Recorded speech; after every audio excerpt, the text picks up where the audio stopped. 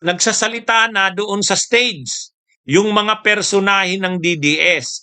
Nagkakaroon sila ng programa, may nag-send nga sa akin, mga kabunyog, may nag-send na si ano daw, si Cayetano nagsasalita na sa stage.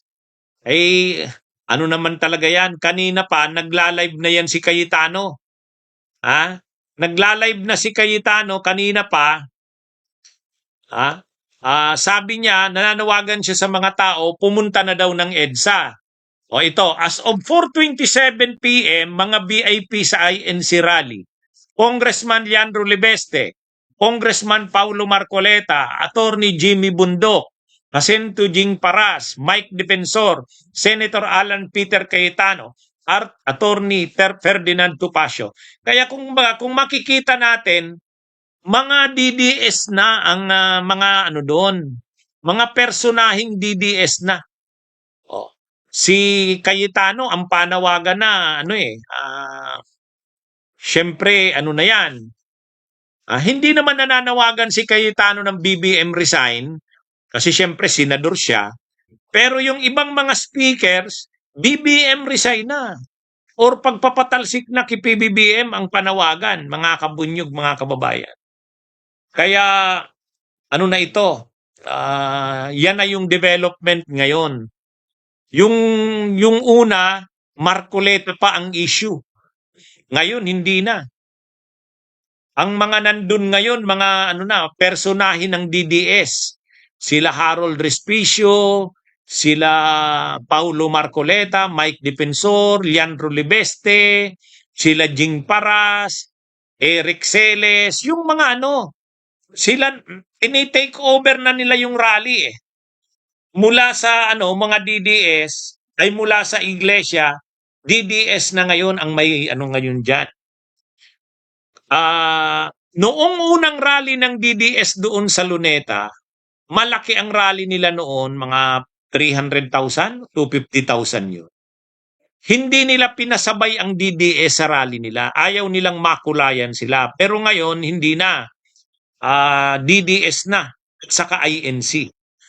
Ito na yun mga kabunyog. Sa katunayan, may mga nagsasabi nga, tuloy-tuloy daw ito ng ilang araw hanggang na yata sa simula ng impeachment ni Sara. Mayroong mga ganun na planado daw ito. Ginamit lang na sangkalan, nagsimula muna doon sa isyu kay Marcoleta para uminit ang sitwasyon, para yung mga iglesia silang magpasimula. Ngayon na nandyan na yan, DDS na, nagsasanib pwersa na sila. So sila Cayetano, nandun na, sila Mike Defensor, ano ito mga kabunyog? Ang inaasahan nila, dadami at dadami pa yung mga tao. Yun ang inaasahan nila. Naniniwala sila na mamayang gabi hanggang bukas, madadagdagan pa sila ng madadagdagan. Yun ang paniwala nila. Siyempre, maraming pera yan. Sila Chabit, sila Gloria Arroyo. Pag gumalaw yan, makakamobilize talaga sila ng mga tao. Pero ika-counter na rin naman yan. Ika-counter na rin naman yan ng PNP sa kanang MMDA. Kaya lang, talagang kumbaga, para sa mga DDS, ito na yon. Ito na yung hinihintay nilang pagkakataon na people power, anya. Ito na yun nila. Ito? Kumbaga, pagkakataon na ito. Sinasamantala nila ngayon ang pagkakataon na mainit ang sitwasyon dahil nga sa plano ng ombudsman nakasuhan na si ombudsman ay si Marcoleta. Siyempre si Marcoleta, nila yan? Leader nila ng DDS yan. Tapos iglesia pa yan. Siyempre kung si Marcoleta na ang aarestuhin, magagalit na ang DDS. At pag dumami na ang DDS, susuporta at pag magagalit ang iglesia. Pag dumami na ang iglesia, susuporta na ang DDS. Mananawagan na sila ngayon ng BBM resign. Ano na yan mga kabunyog? planado talaga ito. Hanggang na ito sa impeachment ni Sara malamang. Itong January 6, ay July 6. Oh. Pero, ano naman ito? Siyempre, na ano na rin ito ng gobyerno, gumagawa na rin ng mga precautionary measures ang gobyerno dyan.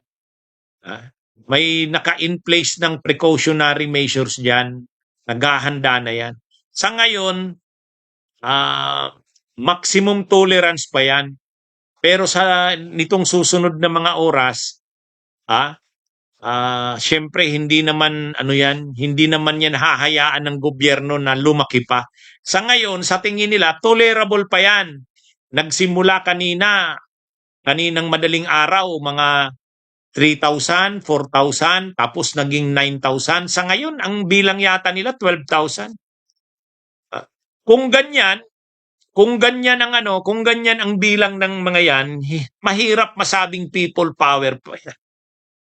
Hindi yan ang people power. Yang ganyang mga rally, parang rally lang yan ng mga leftist. 12,000, 15,000, pareho lang yan ng sa bayan muna. Saka yung mga leftist groups. Kaya kung yan ang pinagmamalaki nila, hindi pa yan. Bagamat inaasahan nila na dahil openly na, lumabas na sila Cayetano, lumabas na sila Congressman Lebeste, Congressman Paulo Marcoleta, ang inaasahan nila, dadami pa ang tao. Yun ang inaas.